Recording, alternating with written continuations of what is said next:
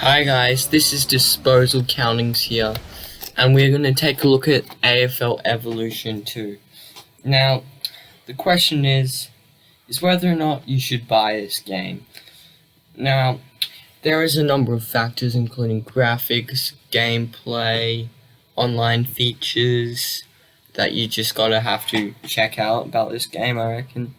But it all comes down to your personal opinion.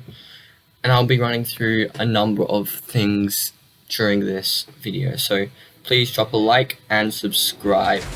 Just a disclaimer here, the bad graphics was, well, the lag on my computer was the screen recorder that you can see, nothing to do with the game or the thing. I'm not sure why the screen recorder was like that, but yeah. So the thing about AFL Evolution 2 is if you want graphics such as NBA 2K21, FIFA, you're not going to get it in this game.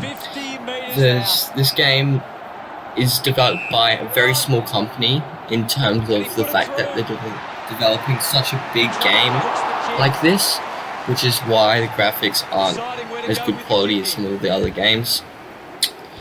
Secondly, a few of their cutscenes are pretty weird, but apart from that, the graphics is pretty good.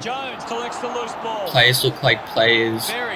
With a really good computer, you can definitely see the difference, I reckon. So it's good. So now on to gameplay. The gameplay isn't super realistically. This is mainly because it's AFL. You can't really do better in AFL. I mean, it's so hard to program and code, I imagine, because of the ball and how many players are on the field at a time. There are 36, so you have to do all that. In terms of different gameplay, well, you can do a single match, like what I'm doing in this video. You can do competition, in which you play one season with a club.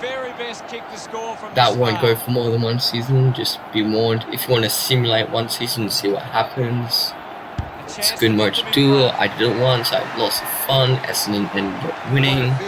So, yeah.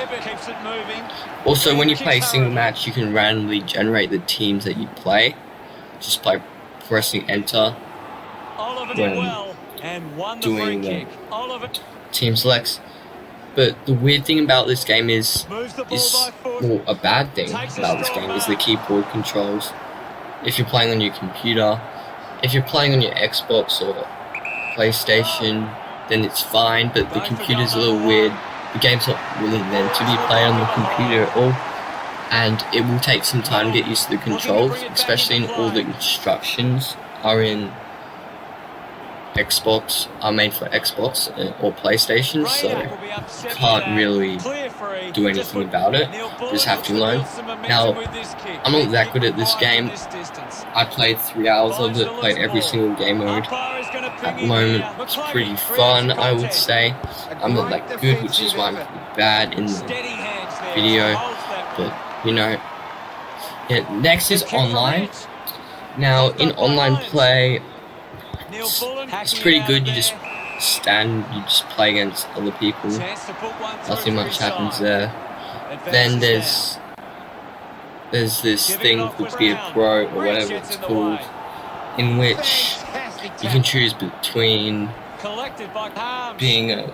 creating a player using this existing player, or even being a coach. Now, being a coach, you just control the team. While being a player, what's good about it is that even though you're your own player, you can choose to play the game as a team or by yourself. So that's a good customization that I reckon they've done. So yeah, I played a little bit of being a player. My advice is be a midfielder, because being a general defender, tall defender, forward, whatever, you don't get the ball that much. So if you were going to play someone, I'd say play a midfielder or play as a whole team. Now, in terms of teams, every single team probably has at least one 90+ rated player.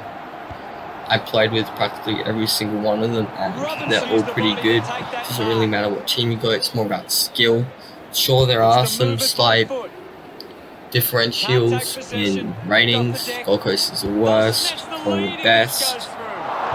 But apart from that, I don't reckon it will change the gameplay. In fact, what I really like about this game as well is that the difficulty settings. I mean, I think there's 7 different difficulty settings, and you can choose from any of them. I'm playing on the 3rd lowest difficulty at the moment, but I reckon you can easily progress through them as well up to the 3rd one. I mean, I get absolutely smoked in this game, but this was my first time playing on this difficulty. It'll take you some time to get used to the difficulty. Now, another weird thing about this game is the marking. I mean, especially in lower difficulties, it will just stand there, and then when the ball is kicked, sometimes you take a lot of good marks and stuff, nice black marks, but it doesn't look realistic at all. So yeah, and sometimes the AI makes some pretty dumb decisions, like handballing the balls right in front of goals. And the players all seem to bunch up a lot, and they don't seem to space properly, which means allows the AI to easily run through the back of the goals, or you, if you're good enough to get into your inside 50. But so the real question is should you spend $70 on it? It really depends who you are. That's just my answer. If you're like me and you love AFL, then yes, you should. It's a great game. However, if you're so fussy about physics and realistically, then you shouldn't. I mean, the draft isn't that good. The finances isn't that good. You can't hire different stuff like in 2K. So, I mean, you can upgrade your staff, but you can't hire, like, if there was one particular staff member you wanted, say, you wanted Chris Fagan to be a head coach, you couldn't hire him. You just had to upgrade your coaches. So it lacks depth in that type of way, but I mean, you can customize who your captain is, your starting lineup and stuff, but that should be expected with sports games like this. So, however, if you were a person who didn't like AFL that much and wanted to play it just because it is a game, then I recommend you don't buy it. If you want to play an AFL game, then you should buy it. I mean, it's kind of similar to some games I played in the iOS market. It's better than those games, but it's not really that different apart from rosters, except those iOS games also cost money. So I would definitely buy this game. I mean, $70 on Steam, and I think it's a little bit more for PlayStation, Xbox.